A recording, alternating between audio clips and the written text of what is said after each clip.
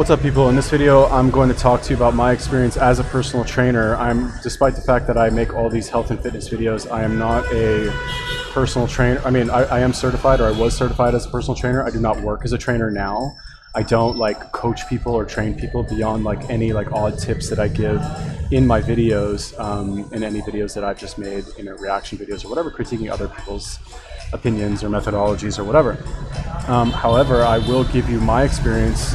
So I will relate to you right now my experience as a personal trainer, and I will kind of use that experience to explain to you why I currently don't work as a trainer, and I despite the fact that I have this channel, why I don't consider myself to be working in the fitness industry, and I fucking hate the fitness industry, and I think it's a complete joke, and I refuse to participate in it beyond talking as much shit as I do, either about, you know, these like retarded YouTubers who fucking, not everybody, to be fair, like there are quite a few who, you can tell the ones who know what they're talking about, right? Honestly, like I hate to sound like a sexist jerk, but like mainly the men, really like the guys, like whatever. Anyway, I don't want to get into it, but let's talk about my experience as a personal trainer.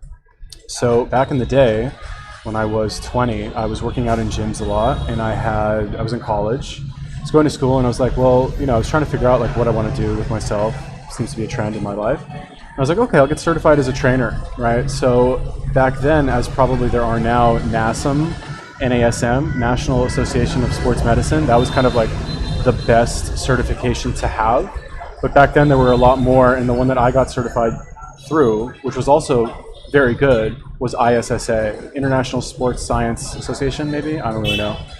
Anyway, I got certified through ISSA, and the procedure for doing that, for those of you who are curious, is you have two options. You either have a take-home test, or you go to an actual physical location and take a test. And I believe the test was like 100 multiple choice questions, and you have to write 2 essays like on the spot. The benefits of doing the actual test in person, which is what I did, is you're able to get the certification like within a week of taking the test. Whereas if you do the online version, I think they give you like 2 years to actually do it, or maybe regardless, they give you 2 years. But at the time, it took like 6 months to actually get the results, or 3 months or something. And me being the impatient ADD person, workaholic that I am, I didn't want to wait, so I went, actually took the test, passed, got like a 93 or 97 on it, whatever, and then got certified and began teaching. Fun fact, by the way, in order to study for the test, ISSA, what they will do is they send you a fat book. This book was like 600 pages. And what I did, because I was in university, I took a bunch of Adderall and I read that book. I memorized the entire book in like a week, right? So I learned a lot about anatomy, biomechanics, weight loss, like according to ISSA, of course. I learned a lot about that in a week, and I took the test pretty much immediately and passed with a very good grade, because Adderall is like God's gift to university students around the world.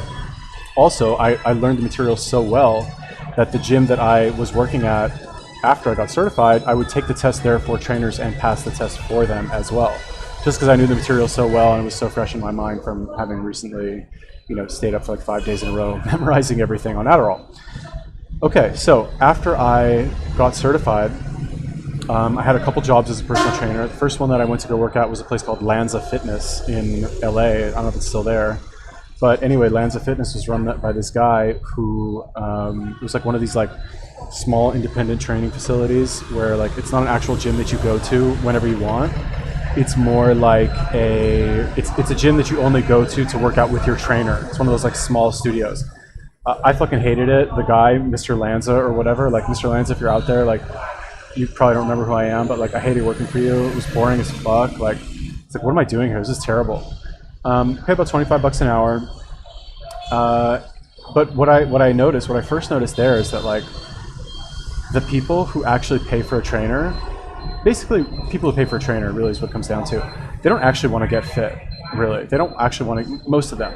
If you notice, most people who have a trainer who go to a gym, they're not fit people. Maybe they're down from like 270 pounds and they get down to like 220 and they think that's good for them or something. But most of them, they really just want somebody to talk to, really. And I noticed this when I started working for the next gym, which was Gold's Gym in Northridge. I noticed that when people would sign up, and, you know, to be fair, like, I was also very young at the time and naive and idealistic, but people would sign up, I would take people through their practice session, and I would give them what I consider to be a good workout. I'd have them sweating, breathing hard, total body workouts. I'd correct their form, None of them seemed to actually enjoy working out. They didn't actually like working out. And it was rare that I got people coming back for a second session. Occasionally I would, but it was rare. So what I link this up in my mind is that people don't actually want to do the work necessary to get fit. What they really want, and I learned this as a result of watching other trainers, what they really want is just to have somebody talk to them as they work out and just like listen to them talk about their life, really, and their problems. It's common in the personal trainer world, I guess, that personal trainers are really just therapists. They're not so much to help somebody get in shape. Fine, if you're training an athlete or something like that and needs to get a result, they will hire you for a specific job, okay, but realistically that's 1% of people who claim that they want to get in shape.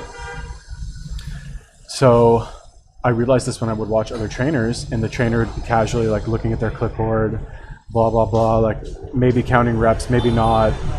And the person would do their little set or whatever and then stop. And the trainer would be like, come on, 3 more, you know, like write something on the clipboard. And the person would like do their like 3 more. And then they'd have maybe 2 or 3 minute break where the person would they just make conversation. And in my personal trainer / working out purist mindset, I was thinking to myself, these people aren't getting a good workout. They're wasting $60 of their money or whatever they paid for this session to just talk to this trainer. Don't they want to get fit? Don't they actually want to work out and get in good shape and have a nice body? And the sad truth was, no, they don't. Well, sad truth, you know, at the end of the day, people are allowed to pay for whatever they want, and they can continue paying for that if they see value in it, or they can stop paying for it if they do not see value in it.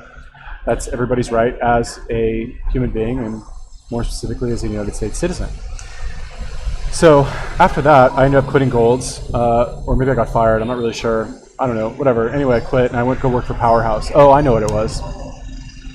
There was another gym in the Valley called Powerhouse Gym. I think it's a chain. And basically they offered, I met somebody who worked there and they told me how much they paid. And I went back to Gold's and I was like, I got offered a job at Powerhouse. If you match their salary, I'll stay at Gold's. Secretly hoping that they would fire me or I'd be able to quit. And they didn't match the salary. The owner was a dick. This guy Joe or John or something. Gold's in Northridge. I wonder if they're still in business. John, you're a dick, dog. He knew he was. Anyway, they fired me on the spot. Probably weren't too happy with my sales skill. Which I'll mention this quickly, but your success or failure as a trainer is dependent, as I said earlier, on how frequently you get people coming back to your sessions, and by extension, how many packages you can sell to people. So it really depends on your likability, which I guess I wasn't very likable at the time. Your likability and how good you are at selling packages to people. I had no sales experience at the time. I was garbage as a salesperson. I did what the manual said to do with regards to selling. It didn't really go very well in my experience. I think I sold maybe 1 or 2 packages at Gold's, but those people probably would have bought a package anyway. You know, like, it wasn't because of me. Anyway, basically I went to go work at Powerhouse, and this was a fun gym because there were a lot of young girls that worked there, and I was still a shit trainer. I still couldn't sell any packages. I was still inexperienced and awful and really just like a guy who was like in good shape and enjoyed being in the gym and really hated everything else, which is why I got a job as a trainer and got certified. But there were a lot of young girls there who I could flirt with, and I ended up dating one of them. And yeah, whatever. After that, I ended up moving to Israel and joining the army. But during that like 2 or 3 month time span, again, didn't really sell many packages, realized that people don't really want to work out and get in shape. And the ones that actually do want to work out and get in shape, they don't need a fucking trainer to begin with, because they'll just go to the gym on their own anyway, because they already have that internal motivation to go. They don't necessarily need that external leverage over them of paying somebody, which I guess you could say about anything. I do think that having that leverage over yourself might be a good way to kind of kickstart whatever training you want to do. But at the end of the day, are you just going to pay for a trainer for the rest of your life to go? Okay, but I would think that eventually that leverage will wear off. And if at the end of your 16 pack of sessions of going 3 times a week for 5 weeks or whatever, twice a week for 8 weeks, whatever it is, if you don't have that internal motivation, if you haven't built the habit after 2 months, are you just going to keep paying thousands of dollars a month to go like have some guy count your reps and write on a clipboard about your progress? Okay, if you have the money, I guess you can do that. But anyway, since then I was really just kind of bitter about the whole fitness industry, and by extension now like the YouTube fitness industry. It's like a joke, I think. I don't know. It's really just celebrity worship is what it is. Like, people who watch these videos, they don't want to get in shape. Because if they did, they wouldn't watch the fucking videos. They'd be actually at the gym, you know. And fine, there are some things like, how do I loosen up my shoulders, right? Like, certain specific things that you might search for a video to look for, right? But in my experience, your average experienced person will prefer to get their experience. It's like 90% experience, maybe 10% what you learn on YouTube or the internet, whatever. And that's a generous figure, really. I think it should be more like 99.1. But whatever, I'm obviously biased. Been working out for 20 years. Like, at this point, you know, I've forgotten more than most people know. But anyway, just wanted to share my experience as a trainer. I think the fitness industry is a joke. I think it's really just celebrity worship, which is, in my opinion, exemplified by how somebody will choose to stick with a trainer or not necessarily based on whether or not they're getting a good workout, but how much they like the trainer. Which, I'm not saying that's bad. I guess just didn't understand that at the time. Probably, from what it sounds like, still do not understand that. And probably would do well to incorporate that lesson into my learnings, now that I think about it. So, again, I guess I'm not saying I'm right or wrong, even though I kind of think I'm right, but I can see the weaknesses in my own argument of maybe just being more likable. Like if you're a level 10 in the knowledge, but a level 5 in the likability, you're going to do worse than somebody who has the opposite metrics, a 10 in likability and a 5 in the knowledge. So, I don't know, maybe I should just like work on my six-pack and just like do some shirtless videos, like teaching you fucking how to do a push-up or something. Anyway, that was my video. What do you think? Have you ever considered being a personal trainer? Do you think that being a personal trainer would be fun? Are you a personal trainer? Do you have a personal trainer? What is your experience with a personal trainer? Tell me, let me know, leave me a comment. Peace.